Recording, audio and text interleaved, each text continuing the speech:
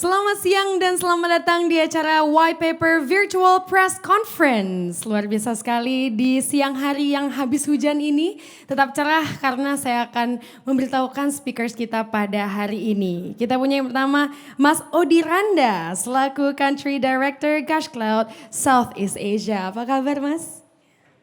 Oh iya boleh. Sehat ya? Oke selanjutnya kita punya welcome Dr. Crystal Abidin as Senior Research Fellow from Curtin University. Dr. Crystal, jauh-jauh dari Australia yang satu ini. Hai. Dan selanjutnya kita punya Ibu Lani Rahayu as AVP Social Media and Community Blibli.com. Halo Ibu. Hai. Dan kita juga punya Gash Cloud Exclusive Talents. Ada dari Korea Jang Hansol. Selamat siang, annyeonghaseyo Opa. Last but not least kita punya Amel Carla as Indonesian Content Creator. Hai Amel Carla. Halo Kak.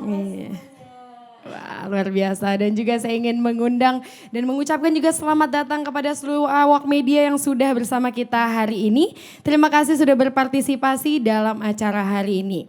Dan kita juga ingin mengingatkan hashtag for today is hashtag Gash Cloud White Paper. Dan selamat datang juga sekali lagi untuk rekan-rekan media yang sudah menjadi undangan pada acara White Paper Virtual Press Conference. Saya Atia Nindita, senang sekali bisa memandu acara untuk hari ini. Dan sebagai informasi, acara ini juga ditayangkan secara live streaming pada channel YouTube Made Entertainment. Ya siapapun yang ingin melihat dari YouTube bisa juga ya. Langsung saja datang ke Made Entertainment.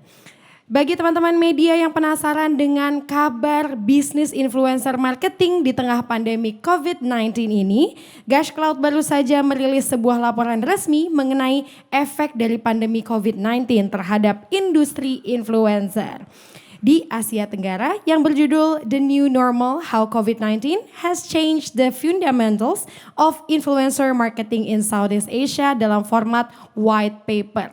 Dan format ini bisa langsung saja di-download dan diakses secara publik di website Gash Cloud International di www.gashcloud.com /COVID-19 white paper. Sekali lagi di www.gashcloud.com/COVID-19 white paper. Dan juga sesi tanya jawab untuk hari ini akan dibuka di akhir acara. Jadi langsung saja yang punya pertanyaan dituliskan di kolom chat yang sudah kami sediakan. Oke, untuk memulai acara hari ini mari kita melakukan Q&A dengan pembicara pertama kita. Kita hai. Thank you. Apa kabar? Sehat. Aku mau nanya-nanya nih. Jadi Gash Cloud ini kan sudah mengeluarkan white paper. Exactly, yeah. Background dari white paper ini tuh apa sih? Kenapa dikeluarkan? Jadi Alasannya. kita semua tahu pengaruh dari COVID-19 pandemi ini untuk nggak cuma Indonesia tapi seluruh dunia. Di white paper ini kita sangat membahas, kita membahas lebih jauh mengenai pengaruh dari pandemi COVID-19 terhadap negara-negara terutama di Asia Tenggara, negara-negara di mana ada presence dan ada keberadaan dari Gash Cloud sendiri seperti Indonesia, Malaysia, Singapura, Vietnam, Thailand, Philippines dan lain-lain. Kita juga mengambil sudut pandang dan mengambil patokan dari beberapa keadaan di China, di Republik Rakyat Tiongkok dan di Amerika Serikat. Bagaimana COVID-19 ini mempengaruhi industri influencer marketing dan juga entertainment, dunia hiburan dan talenta di dalamnya gitu. Seperti yang kita tahu bahwa COVID-19 ini memiliki impact yang sangat besar ya terhadap Betul. kita. Dan impactnya tidak positif sebenarnya gitu kan. Arguably tidak positif, negatif. Ya, lebih baik gitu. negatif ya Mas ya.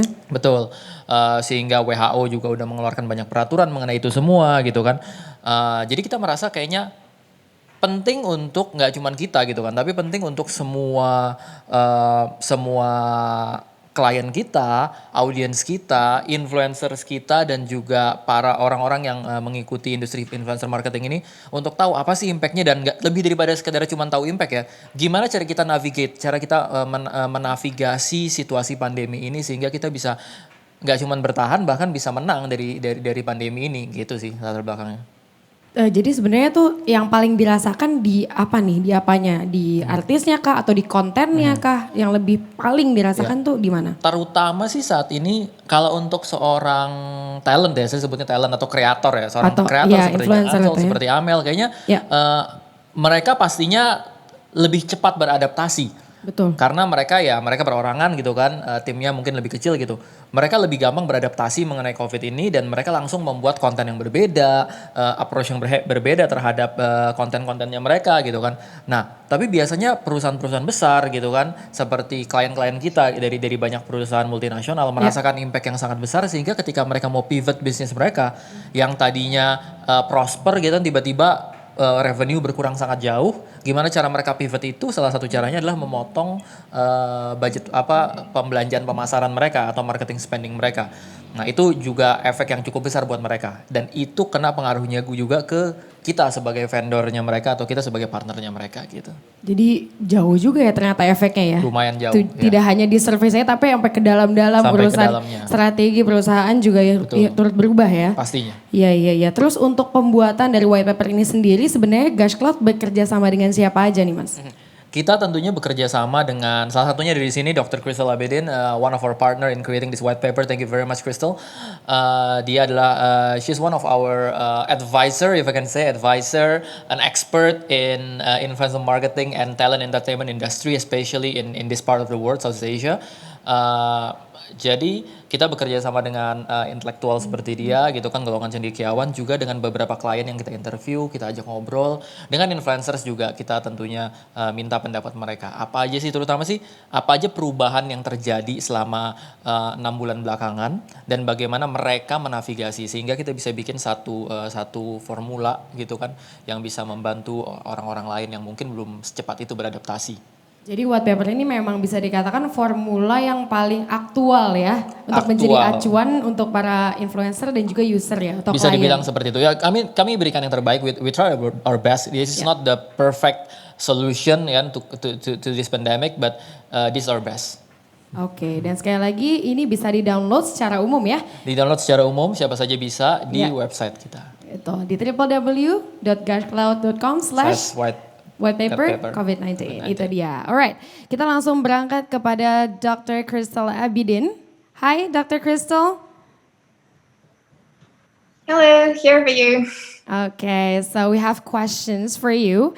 As the one of who shaped the white paper with insights, could you explain about the changes in consumer and audience behavior since pandemic of COVID-19?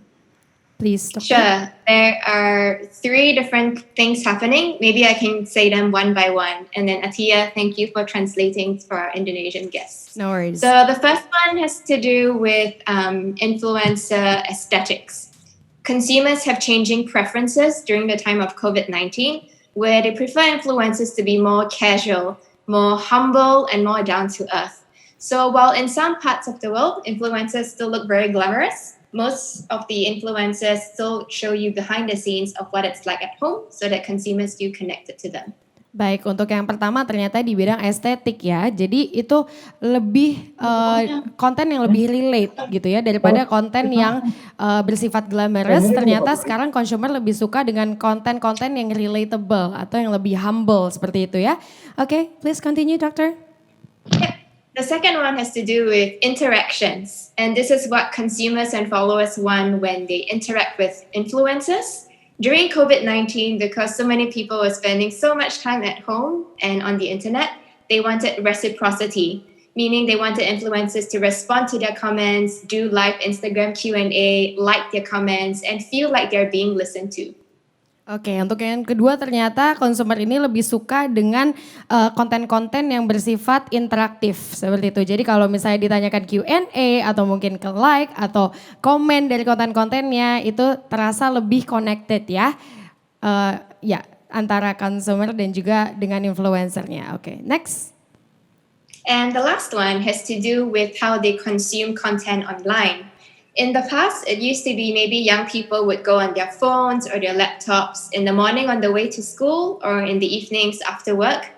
But during the pandemic, they were searching and refreshing their feeds every hour. So you also see the need for influencers to increase the frequency of their posting. some people used to do weekly updates. During the pandemic, you see them doing morning, afternoon, and evening updates to cater to their followers. Oke, untuk yang ketiga penting sekali nih ya untuk influencer karena sekarang lebih banyak di rumah daripada berangkat ke sekolah. Jadi lebih banyak para consumer ini atau mungkin para student ya itu membuka handphonenya. Jadi pagi, siang, sore handphone.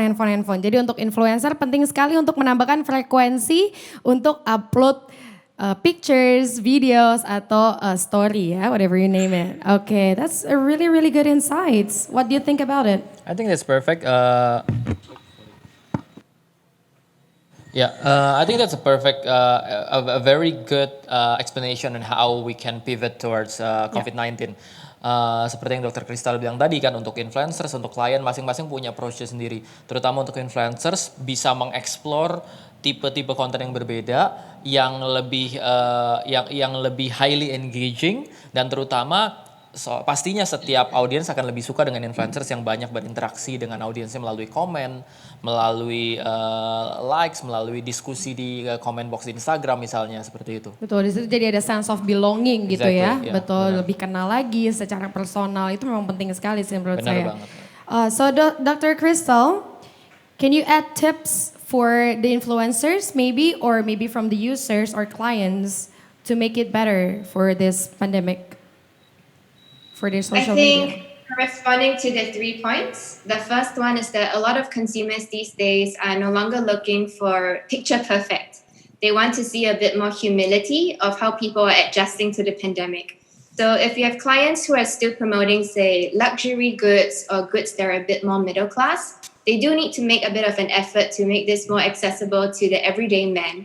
Say, for instance, rather than just using models advertising, introducing some form of entertainment, some type of humor to get people engaged. And that is maybe the first point I'm happy to share, and I'll continue after this.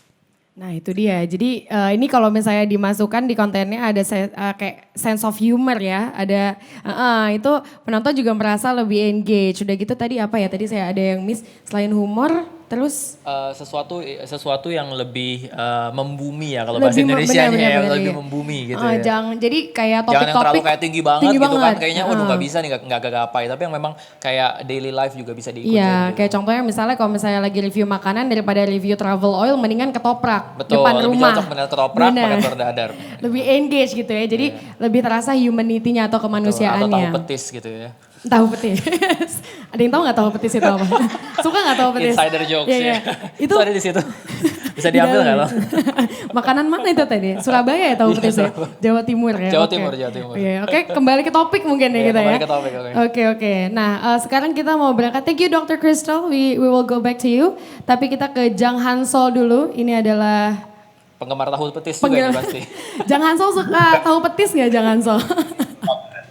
Boleh dikirimkan ke Korea mungkin? Oke, coba tanya dulu petis itu apa Jang Hansol? Petis, aduh gimana ya jelasinnya ya? Itu Lebih dia. baik dicomot. Oke. Jang Hansol nih, ini kan sebagai seorang content creator juga ya. Jadi mungkin di sini ada yang sudah subscribe. Ada yang sudah subscribe atau mungkin belum subscribe Jang Hansol nih. Boleh dikasih tahu nggak sih Jang Hansol ini sebenarnya kamu Korean content creator atau Indonesian atau bagaimana nih? Jadi saya orang Korea yang membuat konten untuk orang Indonesia karena saya di Indonesia, jadi kayak banyak hal tentang Korea yang bisa saya bagikan ke teman-teman di Indonesia. Ya. Oh gitu. Oke lah berarti banyak review yang viewers itu orang Indonesia ya banyak kan ya? Ya, mayoritas 95%, lebih dari 95%, mungkin 100%, hanya aja lokasinya mungkin ada yang nonton dari Malaysia, ada yang nonton dari Korea, tapi saya yakin 99% orang Indonesia. Oke, bahasa Atau orang Indonesia.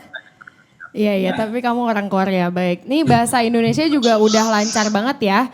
Berarti memang udah biasa juga engage sama penonton Indonesia. Yang mau ditanyakan adalah, apa sih yang dirasakan gitu loh setelah adanya pandemi ini? Ada gak sih perubahan pembuatan konten atau bagaimana nih? Untuk pembuatan konten tentunya berubah total dan mungkin banyak banget influencer yang sudah merasakan perbedaan ini. Kayak kita sedikit kehabisan kreativitas. Kita itu kan terbatas dalam ruang. Kita tidak bisa keluar seperti dulu, nggak bisa pergi liburan. Sedangkan pekerjaan di dunia sebagai influencer ini kan kita membutuhkan kreativitas, menunjukkan sesuatu hal yang bisa jadi lucu, menunjukkan sesuatu hal yang menarik. Tapi karena kita terbatas, sebenarnya kita itu ditantang dalam kondisi kita itu diperangkap di dalam rumah ini. Kita harus terus mengeluarkan konten-konten baru yang masih menarik audiens. Jadi itu menjadi tantangan baru dan jujur banyak banget influencer yang mulai stres di zaman-zaman ini karena kita tahu audiens meningkat dan ini merupakan kesempatan yang baik, tapi apa yang bisa kita lakukan? Itu menjadi kayak tantangan dan juga kesempatan dalam saat ini ya untuk membuat konten seperti itu. Oh gitu ya. Kalau bicara stres kita ke Amel Carla dulu coba. Amel, Halo Kak, gimana? Kamu merasakan apa yang Hansol rasakan gak sih ini? mohon maaf kayak kalau bicara stres ke Amel Carla, apakah saya stres banget kayaknya orangnya? Iya Gak kan, maksudnya kenapa? apakah merasakan keberatan yang sama seperti Hansol gitu. Karena dia sekarang kan di Korea ya Bener, posisinya. Tapi penontonnya di Indonesia. Berarti Iya kan dia sih. harus mencari konten yang relate dengan Indonesia. Tapi di Korea kan susah banget. susah banget. Kalau Amel Apalagi gimana? Kak Hansol mungkin kemarin di Korea sempat agak apa namanya, sempat di hampir semi lockdown juga gitu gak sih Kak di Korea? Di Korea kita tetap ini sih, pokoknya sebatas menggunakan masker, kita semuanya sempat sempat kayak disuruh untuk membatasi aktivitas di luar, tapi kita nggak Kalau sampai jadi ada. Kalau nggak pencet, disarankan untuk bisa mungkin di rumah. Tapi kalau untuk saat ini udah apa begini aja. Iya sama aja sih sebenarnya kalau untuk kesulitan yang pasti agak kaget sih ya pas awal-awal dinyatakan untuk kan aku kuliah juga kan dibilang kayak kita udah mulai belajar work from home terus juga kantor sempat tutup berapa minggu ya Kodi ya? 3 minggu lebih gak sih? Benar-benar dan kayak gitu sempat kaget kan, aduh karena harus bikin konten segala macam, gimana cara keep up to my subscribers and followers kayak hey I'm still here gitu, still living in quarantine gitu. Jadi kemarin aku sempat bikin daily vlog, cuman nggak hampir tiap hari juga, lebih ke mungkin 3 kali sehari, 3 kali seminggu, mohon maaf, kayak iya bener-bener hal-hal yang Amel lakuin aja di karantina. Misalnya kayak kemarin bikin jamu, terus juga coba-coba bikin masakan, segala macam. Untuk sekarang karena kita juga masih di masa transisi antara PSBB dan new normal, karena udah mulai masuk maksudnya studio di kantor udah dibuka juga, akhirnya aku udah bisa bikin podcast lagi segala macam. But I really agree with Dr. Crystal's statement kalau emang consumer tuh beda juga, subscribers juga mereka lebih prefer ke hal-hal yang humble, terus juga rada humility deh kayaknya tadi ya, kayak agak memalukan gitu. Jadi aku baru tahu juga bahwa kayak ternyata subscribers aku suka bahwa melihat kita kayak pakai daster di rumah, it's really apa ya mungkin benar karena kan kayak oh ternyata influencer juga manusia yang punya kehidupan sehari-hari. Tapi dasarnya biasa. tetap Chanel gitu ya. Oh baik. Dasar memang tapi LV. Nah, gitu. benar, Iya, bisa dasar. jadi maskernya tetap LV Gucci. Iya, Tetap. iya, pamernya pindah dari pamer di luar sekarang pamer di rumah. Itu dia. Ya. Konsisten ya. Benar. Semuanya konsisten. Karena ya. aku juga di YouTube ada segmen Amel review kan. I Iya. usually review kayak some sort of bags atau segala hal. Nah karena kemarin Indonesia tuh lagi Jakarta terutama lagi gencar-gencarnya sepedaan. Aku pindah ke ini. Switch ya. Switch ke sepeda. Malah review sepeda beberapa Oke. sepeda. Jadi gitu. tetap menjawab apa yang diinginkan oleh audiensnya. Luar biasa. Ini berarti ada perubahan ide ya untuk konten-kontennya. Berarti kembali lagi ke Jang Hansol nih. Ide dan inovasi baru apa sih yang sebenarnya kamu mulai lakukan selama ada pandemi ini untuk konten? Kalau tadi kan Amel kan di switch tuh ke sepeda dari bags ya ke sepeda. Kalau Hansol sendiri ada perubahan apa? Kalau saya sendiri jujur karena mungkin melalui pandemi ini seperti yang udah disampaikan tadi oleh Mas Odi, kayak orang-orang kan sekarang mulai sedikit cemas ya. Kedepannya itu kita harus gimana dalam mengembangkan secara ekonomi gitu. Kayak uangku ini nanti kedepannya harus ditabung kemana. Jadi kalau saya sendiri mulai minggu depan sebenarnya planning udah selesai, udah mulai dijalankan. Konten-konten yang sekarang lebih berbau ke arah gimana sih sebaiknya kita mempersiapkan secara finansial itu menjadi konten baru juga buat saya. Jadi mulai bukan belok ya, menambah lagi satu aliran, satu konten di YouTube yang saya rasa menjadi kebutuhan baru bagi orang-orang. Karena saya rasa di masa pandemi ini kan banyak yang kehilangan pekerjaan juga, banyak juga yang turun pendapatannya, dan juga banyak orang yang mulai khawatir. Kedepannya jangan-jangan bisnisku turun terus nih. Jadi untuk saya sih, saya mencoba untuk membuka satu konten baru seperti itu. Jadi yang berbau. edukatif ya berarti ya, ditambahkan informasi-informasi yang berguna juga untuk yang nonton ya. Dan juga apa yang saya rasakan gitu, karena kan pasti sama, saya juga sedikit cemas kan, gimana kalau misalnya ke depan ternyata tidak ada proyek-proyek lagi, ataupun ternyata perubahan lagi atau gimana. Jadi Betul, sesuatu betul. yang bisa relate, betul. Betul, kebetulan saya juga ya freelance ya di seluruh dunia juga merasakan hal yang sama, baik-baik. Oke ini karena Jang Hansol juga harus berangkat ada urusan katanya ya. Jadi sekarang kita akan photo session dulu sebelum Hansol pergi meninggalkan kita dari virtual press conference kali ini. Boleh kita foto dulu Mas Meldi? Ini atau gimana fotonya? Apakah ada satu Ya. simbol yang kita... Jadi seperti ini, nanti akan saya hitung 3, 2, 1 senyum. Dr. Crystal, this is photo session, the first photo session. So smile, I will count down. Ibu, mohon ditunggu, sudah siap? Oke, 3, 2, 3, 2, 1, smile. Oke, terima kasih banyak Jang Hansol sudah bergabung bersama kita hari ini. Sukses selalu. Terima kasih semuanya. Mohon Semoga maaf saya selalu pamit dapat dulu. ide ya untuk konten-konten berikutnya. Bye. Oke, itu dia tadi ya. Jadi memang Amel juga merasakan hal yang sama ya. Kamu ada ide apa lagi nggak kira-kira nih ke depannya setelah mau review sepeda? Mungkin ada yang lebih. Banyak sih, karena sebenarnya kan kayak aku sendiri ada 3 segmen di YouTube. Hari Selasa biasanya bikin Amel review, terus hari Kamis ngeluarin podcast, Oh, ngomel. wow. Terus juga yang hari Sabtu biasanya aku ngeluarin Mel TV.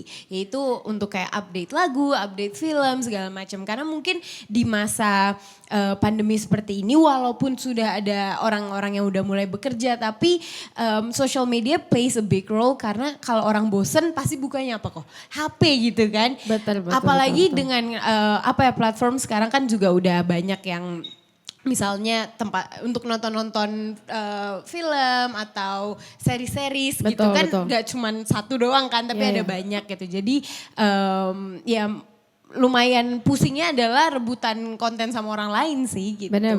Dalam hal mungkin di Instagram atau di platform lainnya gitu. Benar-benar. Mas Odi ini kalau misalnya influencer berarti sekarang harus nambah platform ya. Misalnya hanya main satu sosmed nih. Ini jadi harus semua harus sosmed semua disikat sosmed. gitu. Iya, karena Oh, oke.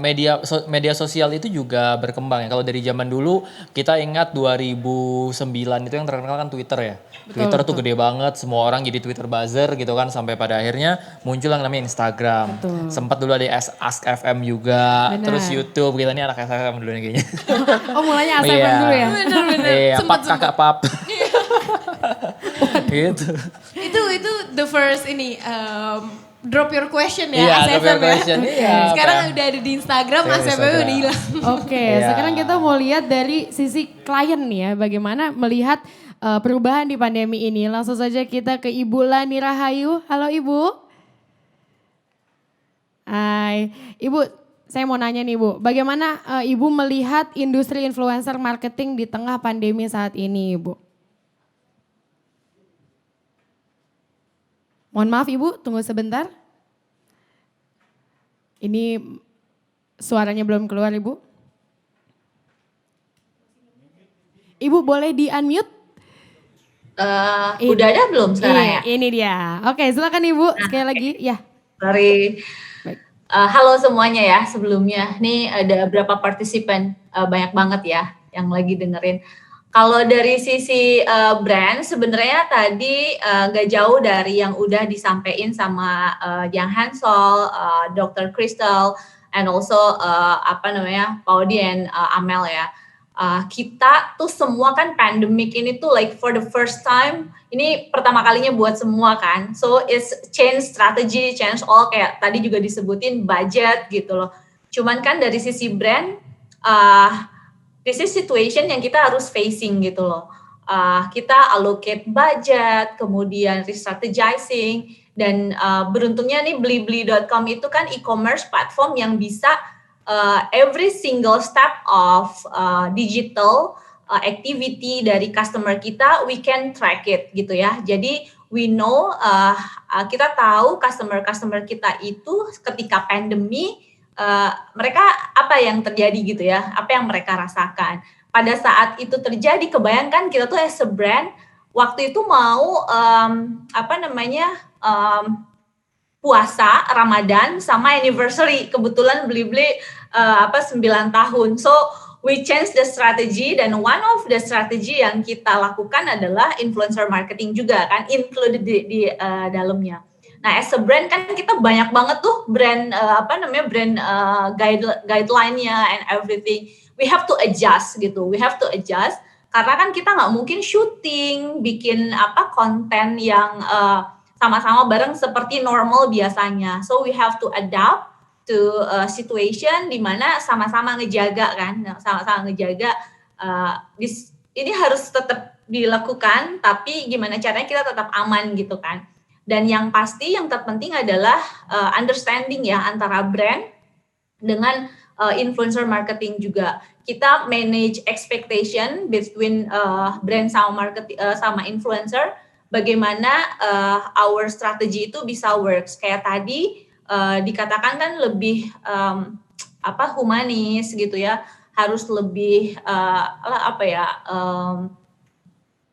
asli gitu ya, nggak dibikin nggak peres seperti gitu, nggak peres ya, jadi semuanya nah itu how brand can yuyur speak, enak banget nggak gitu terus ya, jadi kok memang yang Iya. asli-asli aja ya. Benar, jadi kayak kita dari sisi brand juga, karena tahu nih kita pada saat pandemic outbreak itu tuh orang-orang tuh apa sih yang diperlukan gitu. Jadi hal yang pertama harus dijawab adalah bagaimana Blibli saat itu bisa membantu para customer-nya. Ya ini pada saat itu tuh adalah orang-orang kayak khawatir kan, mulai khawatir nih gimana nih untuk pemenuhan kebutuhan khususnya makanan waktu itu di awal-awal kan cari makanan, cari grocery, stocking segala macam kayak gitu tuh jadi problem utama gitu. So we are here di Blibli itu kayak tadi Amel juga bilang gimana caranya ya my follower tuh bisa tahu kalau gue baik-baik aja juga gitu ya, kayak we are here for you, we are together with you gitu ya. Nah jadi kita juga sama tuh pada saat itu benar-benar kita more into human approach, semua jadi influencer sebenarnya. Jadi karyawan, kurir-kurir kita bahkan, and all become content creator gitu. Kayak tadi, kita nggak mau perfect content, tapi kita juga mau yang benar-benar inspiring gitu. For example, we do karena sehat nomor 1 di awalnya, karena itu kan yang utama harus dijaga gitu ya. Kita memperlihatkan waktu itu bagaimana kita menghandle customer gitu, bagaimana kita menghandle pesanan customer mulai dari warehouse sampai ke sampai ke rumahnya gitu. So garda depan itu tuh kita liatin di balik layarnya, the background tuh kayak gimana.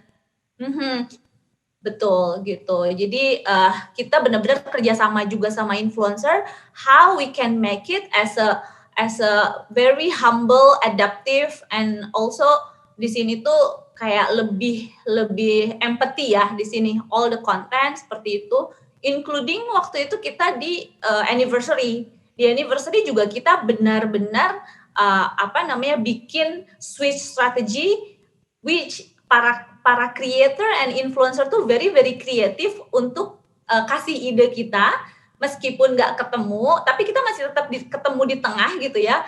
The content deliver well gitu, jadi kayak ternyata kita bisa lakuin ini ya, bahkan yang nggak kebayang karena si para creator ini ya very very kreatif, tadi kayak dibilang sama Jang Hansol, ini kayak malah di challenge ya, more kreatif gitu loh.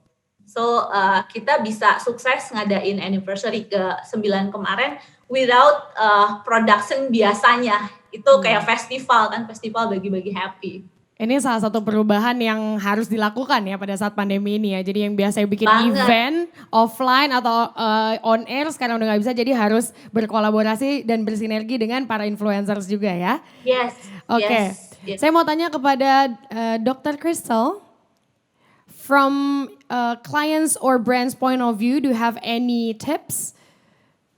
How to choose the right influencers and how to choose the right content? Sure. I think these days your consumers, especially the Gen Z ones, they are very politically informed and they're very socially conscious.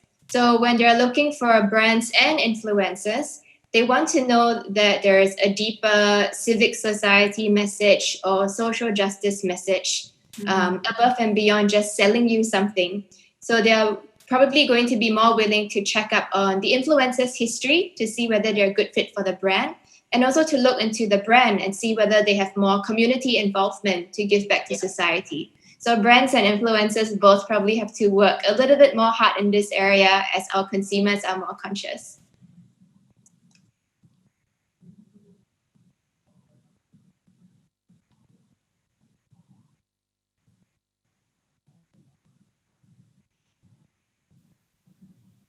Cek. Oke, thank you Dr. Crystal. Tadi sudah disampaikan oleh Dr. Crystal bahwa ini kalau misalnya bikin konten antara influencer dan juga brandnya itu sangat harus bersinergi, dan untuk brand harus mencari history atau background dari si influencernya sebelum memilih orang tersebut sebagai influencernya. Apakah sejalan dengan apa yang perusahaannya mau komunikasikan gitu ya. Jangan tiba-tiba perusahaannya misalnya Blibli.com tapi yang disewa influencernya review mobil. Bisa ya? Masih nyambung ya? Bisa. Masih nyambung ya? Ya pokoknya nyambung. jangan gak nyambung ya. Oke, baik. Nah, selanjutnya alright, ini dia. Oke, kembali ke Mas Odi nih. Terima kasih Ibu, by the way, Ibu Lani. Ya, sama-sama. Mas Odi nih kembali lagi, bagaimana sih caranya kita untuk mendapatkan white paper? Jadi ini ternyata setelah kita setujui bersama bahwa kita butuh semua nih white paper sebagai acuan kita untuk kedepannya harus seperti apa menghadapi pandemi ini, silakan. Maksud cara mendapatkannya? Iya, cara mendapatkan white paper. Downloadnya, oke. Downloadnya. Nah, untuk downloadnya sangat mudah. Cukup masuk ke website kita di www.gushcloud.com/covid19 whitepaper. Di situ sudah tinggal di download saja, tinggal masukkan nama dan email dan download langsung akan dikirimkan ke email. Sangat mudah caranya. Udah sekali dan langsung dibaca. Saya udah baca by the way. Oh, luar biasa. Itu sangat informatif sekali. Thank you. Enggak, ini beneran, ini review jujur. Iya, ini review jujur ya. Review jujur. Oke, selanjutnya kita akan membuka sesi Q&A.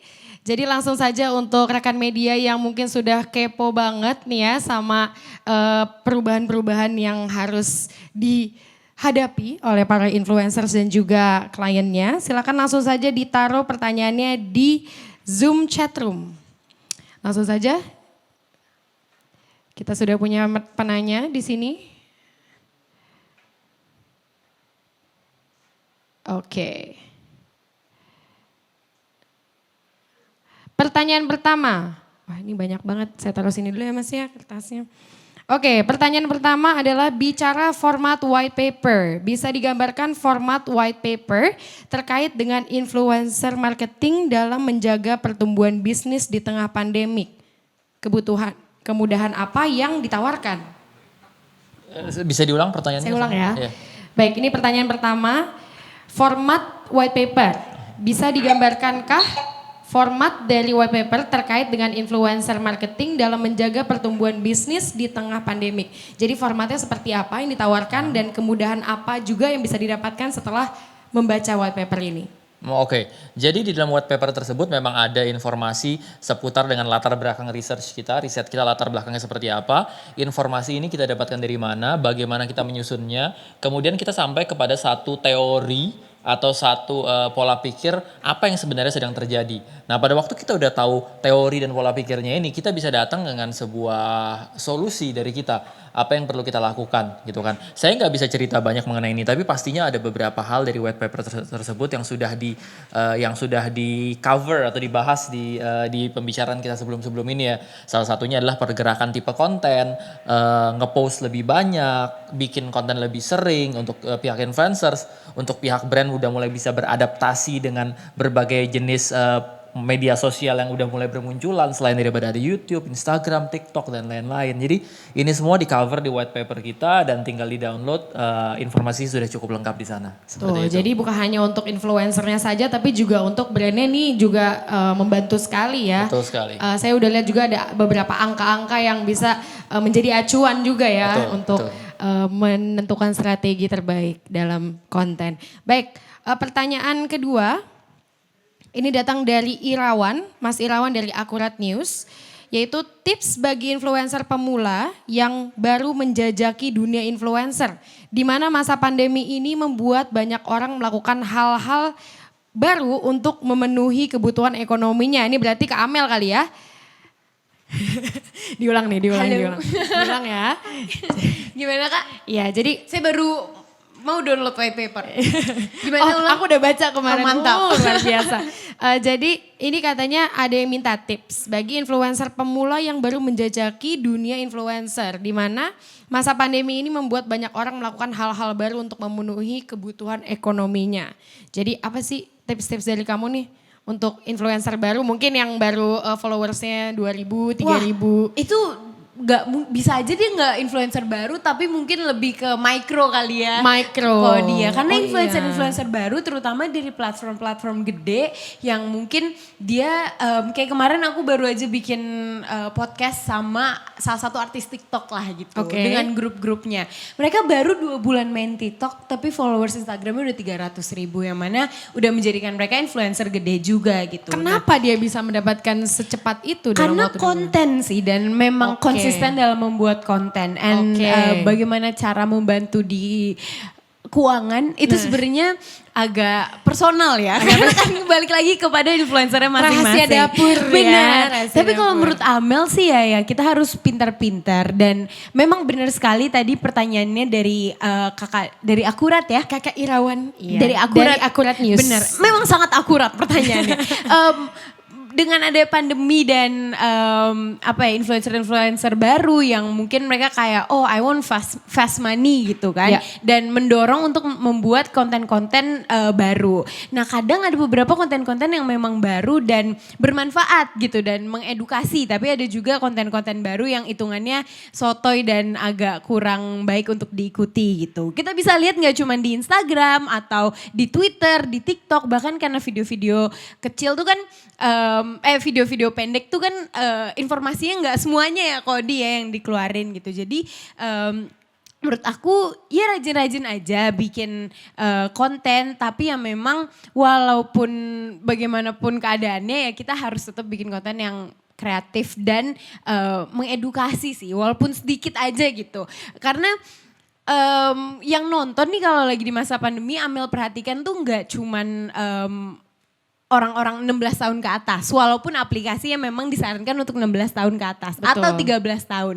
Adanya Amel kelas 6 SD dari kelas 4 SD udah megang HP dan percaya sama Amel sekarang apalagi anak-anak sekolah kan juga school from home ya kayaknya Mereka dibiarin untuk megang HP, buka laptop segala macem.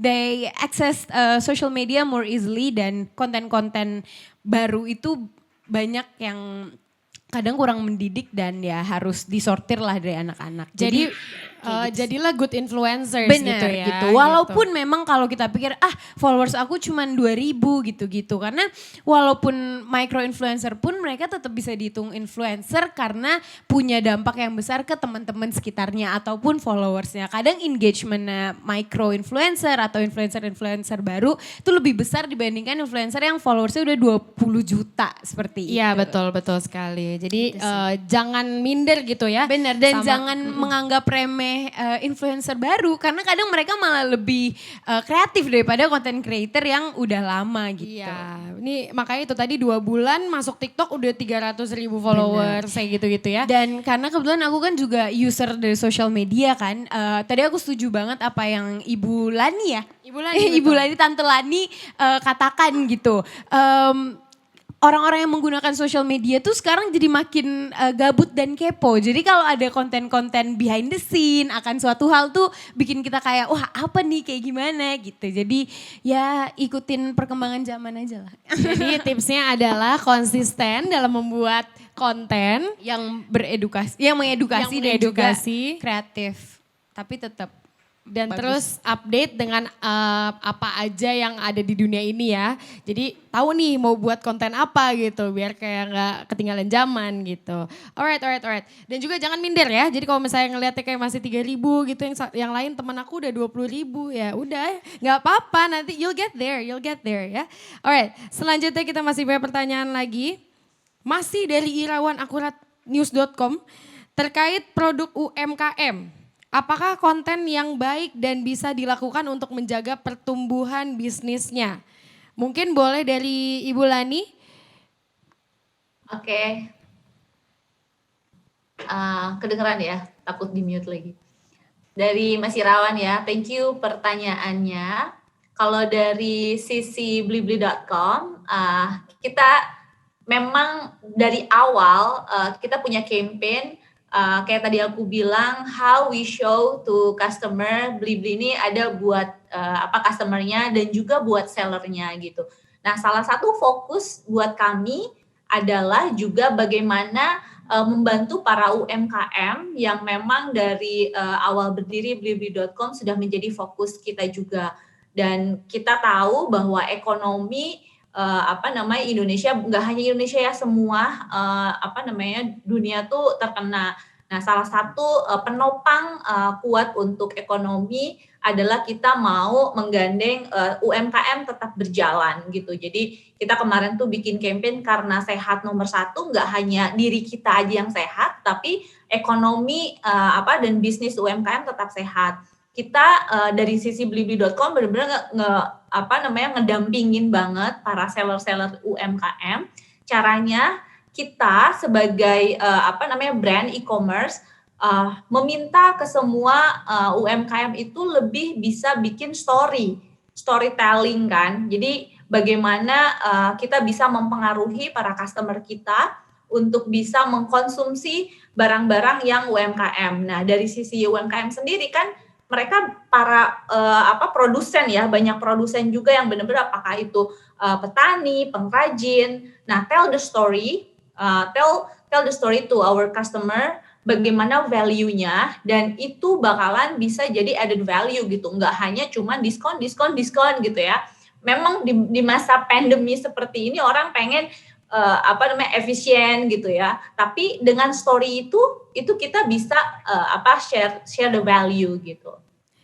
Oke, jadi jangan hanya diskon giveaway gitu ya biar dapat followers ya, benar-benar. Jadi memang harus ada faedahnya gitu konten ya.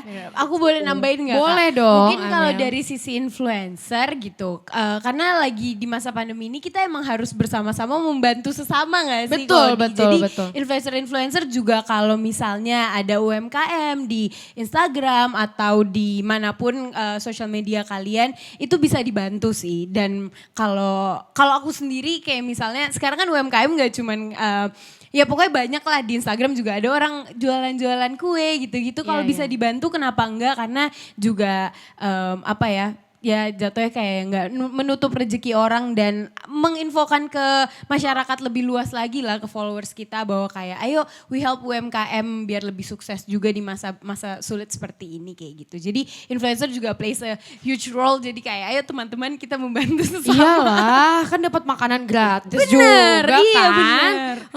Jangan dihargain banget gitu ya, jadi mahalin, bantulah teman-teman kita ini. Oke, selanjutnya. Untuk nambahin dikit, sorry. Ini mumpung teman-teman UMKM mungkin ada di sini juga ya yang media. Ini kan bentar lagi Agustus ya. Kayaknya menggunakan momen yang tepat juga, ini mau menjelang Agustus kita push banget produk-produk Indonesia gitu loh, produk-produk lokal. So Hari kita ngasih kemerdekaan kebanggaan. maksudnya? Hari kemerdekaan ya maksudnya ya? Iya. Oh Iya. baik. Iya tuh teman-teman UMKM boleh bersatu padu ya kan, kayak local pride ya sekarang bilangnya, local pride, betul. Ini saya pakai local pride loh hari ini atasannya. Oh iya, endorse nggak nih? Nggak. Oke, selanjutnya kita akan berlanjut ke pertanyaan dari Mas Bayu dari tribunnews.com. Mau nanya ke Amel Carla. Sempat ada penurunan endorse nggak sih? Atau justru Amel ngasih free promo? Oh tadi udah sempat kejawab sebenarnya ya. Kayak yang dilakukan beberapa influencer lainnya. Itu dulu deh, ada 2 nih pertanyaannya itu. Wahyu. Mas Bayu. Oh Mas Bayu, halo Mas Bayu. Kalau Amel sendiri sih sebenarnya udah lama memang tidak menerima endorse. As in Kak aku bayar untuk endorse atau paid promote. Karena biasanya aku langsung ke manajemen aja. Tapi untuk khusus di pandemi sekarang nih, untuk teman-teman UMKM terutama yang berjualan food and beverage. Aku biasanya kayak yaudah kirim aja ke rumah nanti aku review. Biasanya seperti itu sih, mulai dari teman-teman terdekat, teman orang tua, teman kakak. Akhirnya kayak kalau di DM tuh kalau misalnya aku lumayan sering ya buka-buka DM, kalau ada kayak Kak aku pengen ngirim ini dan I'm interested, pasti aku kayak iyain tanpa minta bayaran sih gitu, karena hitungannya membantu. Dan banyak yang komen juga kayak Kak lagi dong review makanan. Oke, karena sebelumnya aku sempet review buku kan, tapi agak ribet kalau review buku, saya harus baca dulu gitu. Bener. Mungkin aku next review white paper. Boleh. Bisa. Memang tujuannya ke sana ya. Tujuannya ke sana sebenarnya. Tuh, jadi ini hati-hati aja abis ini banyak DM nih kamu nih. Iya, Kak, nggak aku apa-apa, buat nggak apa-apa. kastengel Kak. Nah, Bener, kan? tapi kadang malah produk Indonesia yang harganya bersahabat dan juga produknya unik, keren, itu tuh followers kita juga pasti banyak yang pengen beli di mana gitu-gitu. Dan kalau memang bisa membantu dan pada suka ya kenapa enggak gitu sih. Ya kayak at least nambahin awareness dari brandnya sendiri ya. Jadi gak harus selalu dibilang enak, gak selalu harus dibilang bagus, tapi setidaknya kamu sudah disebutkan namanya oleh Amel Carla. Oh my God, 1 million, gila kali kan. Langsung saja kita pertanyaan kedua masih dari Mas Bayu dari tribunnews.com, yaitu konten Amel apa mengalami peningkatan penonton juga? Karena kan kebutuhan nonton konten selama pandemi meningkat. Bagaimana? Boleh mungkin kamu ini kasih tahu perbandingannya. Kalau aku sih ya ngelihatnya kalau dari Instagram mungkin karena itu yang pasti paling sering ya orang-orang buka sih sampai sekarang gitu. Itu meningkat banget alhamdulillah sih, karena sebelum pandemi seingat aku di tahun lalu Januari lah tahun ini itu aku di 938.000. Terus di bulan Juli kemarin aku udah alhamdulillah dapet 1 juta. Dan biasanya untuk naik sekitar 50.000, 70.000 itu tuh nggak secepat 6 bulan sih biasanya kayak gitu. Jadi mungkin bisa dilihat juga bahwa wah orang banyak banget nih bikin account baru nge-follow, nemu-nemu gitu. Tapi untuk konten sendiri di YouTube karena aku konsisten 3 kali seminggu, kadang 2 kali seminggu. Sebenarnya yang nonton ya ada beberapa konten yang naik, ada beberapa konten kayak ya itu aja. Biasanya nih ya yang naik tuh kalau aku ngobrolin tentang hal-hal yang relatable sama orang-orang seumuran aku. Keluarga, konten keluarga. Terus daily vlog kemarin pas karantina untuk kayak video-video kecil pendek di TikTok biasanya yang relatable tuh kayak ya ngomong-ngomong sendiri, trash talking kayak gitu sih. Karena orang juga zodiak, kadang ya zodiak loh. Karena orang Tinggi tuh loh zodiak butuh tuh. refreshing gitu. Karena dan aku alhamdulillah dari dulu di social media juga nggak pernah yang kayak bikin image untouchable gitu. Dan agak sulit kan terutama untuk orang-orang yang kayak wah lo kayak high class banget nih ya gitu. Jadi kalau di Instagram sendiri aku lebih sering ngepost something apa ya yang sehari-hari aja sih gitu. Dan meningkat bener yang nonton terutama snapgram. Makanya aku juga lagi sering nge-review makanan atau kayak barang-barang dari teman-teman gitu. Itu dia. Jadi banyak sekali dari jawaban itu udah ada tips juga masuk untuk konten, ada tips juga untuk user atau brandnya juga. Wah, ini kita masih menunggu. Kalau masih ada pertanyaan lagi dari teman-teman media, karena kalau misalnya nggak ada, kita harus menyelesaikan acara hari ini. Masih kita tunggu pertanyaannya. Tapi sambil menunggu pertanyaan nih, mungkin Mas Odi ada lagi yang mau ditambahin gitu untuk dari tadi UMKM kayaknya menarik sih. Jadi konten apa yang sebenarnya bisa dibikin relate gitu loh dari UMKM. Karena kan banyak banget nih persaingan bisnis mereka kan. Kayak tetangga saya aja mungkin udah 11 belahan rumah, yang satu kastengel, yang satu cistik gitu kan. Jadi kayak gimana nih gitu. Hampir mirip ya. Ya kan. Jadi gimana caranya mereka bisa membuat Ya, Instagram. itu beli bahan-bahannya barengan tuh kayaknya. Kayaknya sebelahan satu toko ini satu. Iya. Beli dua biar murah gitu kan. Terus Itu masing-masing dia. bikin.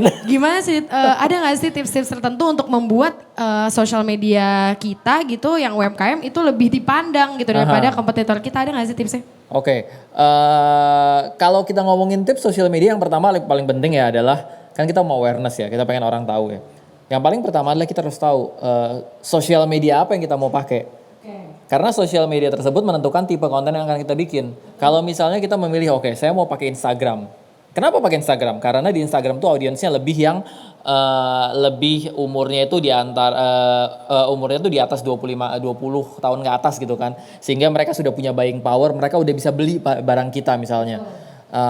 Tipe konten Instagram tentunya nggak banyak yang benar-benar bisa engaging banget gitu kan. Rata-rata terbatas di foto, di video, di Instastory, minta tolong Amel review atau yang artis-artis lain review kan sebatas itu gitu. Nah sampai di situ itu bisa dilakukan. Kalau misalnya mungkin saya nggak mau pakai Instagram, saya pakai YouTube. Kenapa pakai YouTube? Karena ternyata produk saya adalah produk yang review itu harus panjang. Contoh nih review yang harus panjang nih ya, TV. Ya TV benar-benar. itu reviewnya nggak bisa kan cuman kayak post foto terus diketik review TV kan nggak Iya, bisa, nggak harus bisa, dibahas nggak bisa. audionya, harus dibahas segala macam gitu kan. Betul. Kayak misalnya Amel mau nge-review tas Chanel gitu kan. Nggak bisa cuma di foto terus diketik gitu kan di caption. Iya, betul. Capek bacanya gitu, mending Iya. baca blog gitu. Betul. Jadi makanya dia ada Amel review yang di YouTube karena segala sesuatu di review mulai dari kulitnya, mulai dari rantainya, mulai dari berapa lama dia bertahan, harganya naik turun. Detail ya, lebih detail. Nah, Iya. benda-benda seperti ini pakai YouTube karena long form of content. Oke, Gitu. oke, Tapi oke, ada oke. juga tipe orang yang kayak saya nggak mau fokus ke produk saya mau fokus ke image-nya. Image-nya Oke. lebih bisa diterima banyak orang dari tua sampai muda bisa pakai gitu kan. Oke. Mereka biasa masuk ke TikTok. Karena TikTok itu lebih kayak, TikTok tuh nggak jual produknya, TikTok tuh jual lifestyle dari produk tersebut gitu. Misalnya Oke, barangnya catet adalah tuh, ini kaos penting ya, oke. gitu kan, sambil joget gitu misalnya kan. Itu bisa dipakai di TikTok. Benar. Tergantung banget sama apa yang kita mau pakai. Iya, apa yang mau dijual dan apa platform yang paling tepat ya, Betul. itu dia. Dan ini Mau sih nambahin apa-apa? sesuai age-nya kali ya Betul. Kodinya gitu. Kalau misalnya TikTok tuh karena dia kreatif dan bukan sosial media ya. Kalau kemarin kebetulan saya baru ngecekin HP adik saya. Iya, Jadi bagaimana? ternyata Iya, dia bagaimana? masuknya tuh ke aplikasi yang kreatif gitu. Betul. Jadi mungkin anak kecil juga lebih banyak bisa ngeakses. Betul. Nah yang parah tuh adalah kalau jualan mainan dimasukin ke TikTok. Kenapa tuh? Anak-anak kayak mama mau beli jadi Oh, iya, gitu benar, kan benar. nanti gitu. Jadi Tapi benar-benar. ya lebih sesuaiin ke market dan Betul. usianya aja sih. Iya, tapi kok saya lihat nih ya, itu TikTok juga ibu-ibu juga udah mulai main ya di pinggir Bener. jalan Udah tuh mulai emak-emak main, ya kan iya. pada joget-joget. Betul. Ya itulah makanya banyak sekali perubahan yang masih akan datang mungkin ke depannya ya. Makanya kita butuh banget white paper ini untuk di-download masing-masing. Nah untuk menutup acara kita hari ini mungkin Dr. Crystal. Hello, can you give us like summary for today? Please. Sure. I think from the research so far, we can probably see that a lot of people have very different reactions to internet use during the pandemic. Initially, a lot of the clients and brands felt that, oh, surely income would drop, buying patterns would drop, people would be looking for more hot news. But that didn't stay for very long. Very quickly, a lot of people were turning to the internet not only for information, but also for entertainment and things to feel good about the situation of the world.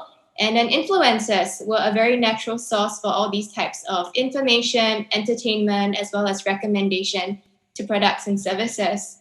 So, if anything, I think the pandemic for us showed that the role of influencers is not just to sell you things or to promote brands and sponsors. Their role is really to help shape how information is circulating in this ecology. And especially during the pandemic, when we partner with them to talk about good hand washing, staying at home, and the good health habits, we really see the importance of them in the information ecology, not just as salesmen online. Oke, jadi seperti yang kita lihat bersama, kalau peran dari influencer di masa pandemi ini sudah bertambah ya. Jadi bukan hanya untuk jualan aja, tapi juga untuk menginformasikan hal penting seperti misalnya cuci tangan yang sering, cara cuci tangan yang bagus, atau pakai masker, pakai hand sanitizer dan sebagainya. Dan juga untuk brand juga ikut turut serta bergabung ke situ juga. Jadi untuk membuat konten yang juga bersifat edukatif dan juga humanity gitu ya. Jadi kayak bisa engage gitu sama penontonnya. Nah, Dr. Crystal Abidin, one last question. How do you foresee the potential of sports-related content during this time of pandemic? Is this pandemic a blessing in disguise for sports-related content? What would be the strategies? This is from Anti from Run Hood. Sure. There are two different ways we can think about this. Some of the sports are large group activities, and clearly during the pandemic, we cannot do them anymore, like basketball or football because of body contact and closeness. So here we see a few sports brands who were a bit innovative, and they did maybe challenges that people could still relate to the sport or do throwbacks and highlights to past events. Some of them also showed entertainment reels of, what sportsmen are doing during the pandemic. How are you training for swimming at home, lying on your kitchen table? And that combination of humor plus understanding that this is a struggle was very interesting. The second type of sports is solo sports, right? If you do yoga, personal exercise, training, and running, here we saw quite a few potentials. Some of them allowed new types of knowledge for how you can do sports safely, but also how you need sports now more than ever, not as a luxury item, but for your health and your well-being to keep fit when you're spending such a long time at home stuck to the computer. So depending on where we are looking at and what kind of sports we're looking at, influencers can help push different kinds of messages for brand partners as well. Terjawab ya Mbak Anti dari Run Hood ya. Baiklah, terjawab ya. Sudah terjawab. Baik, kalau begitu saya mau tanya dengan, thank you Dr. Crystal. Ibu Lani, boleh diberikan summary dari pihak Ibu Lani bagaimana untuk hari ini? Ya, kalau dari sisi brand untuk influencer marketing dan resonate juga dengan hasil white paper dari Gas Cloud, dari sisi brand dan influencer dalam situasi seperti ini perlu sekali kerjasama dan benar-benar adaptif banget dengan keadaan. Tadi juga udah dibilangin bahwa as a brand, meskipun kita juga punya brand guideline, kita juga harus manage expectation dengan para influencer sehingga kita juga bisa menghasilkan konten-konten yang memang kontekstual dan engaging untuk di masa sekarang.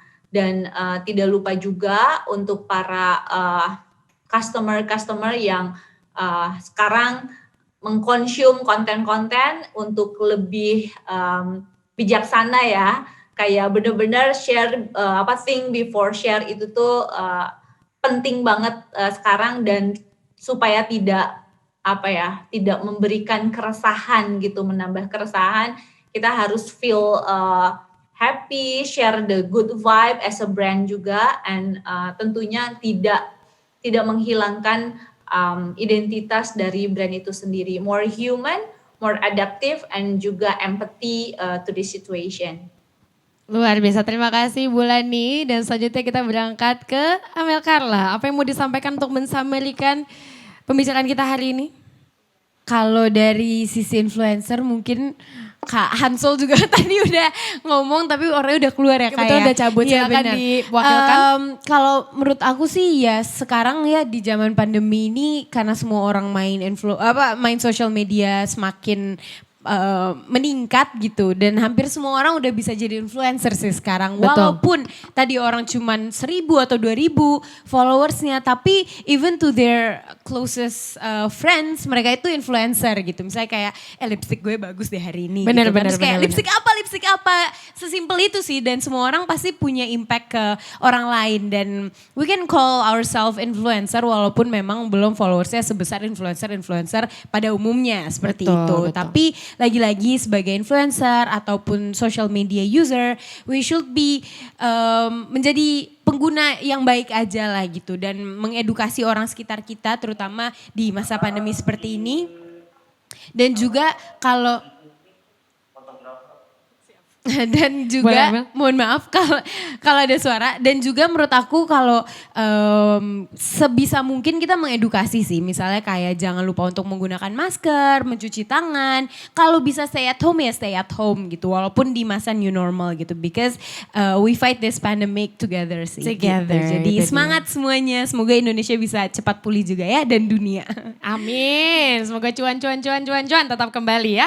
Untuk Mas Odi nih, ini katanya setelah press conference berikut ini, Gash Cloud akan Ya. ada rangkaian acara lainnya. Boleh dibocorin sedikit mungkin apa aja?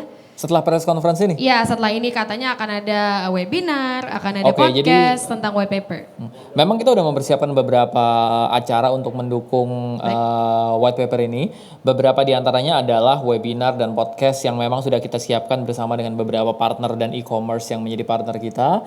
Di situ ada beberapa informasi yang akan kita bagikan bagaimana cara sebuah brand, entah itu UMKM, entah itu perusahaan multinasional bisa menavigasi di tengah situasi pandemi ini, memperbesar brandnya, memperbesar presence-nya. Juga akan ada beberapa tips untuk social media, bagaimana seorang influencer bisa membangun presence lebih lanjut lagi.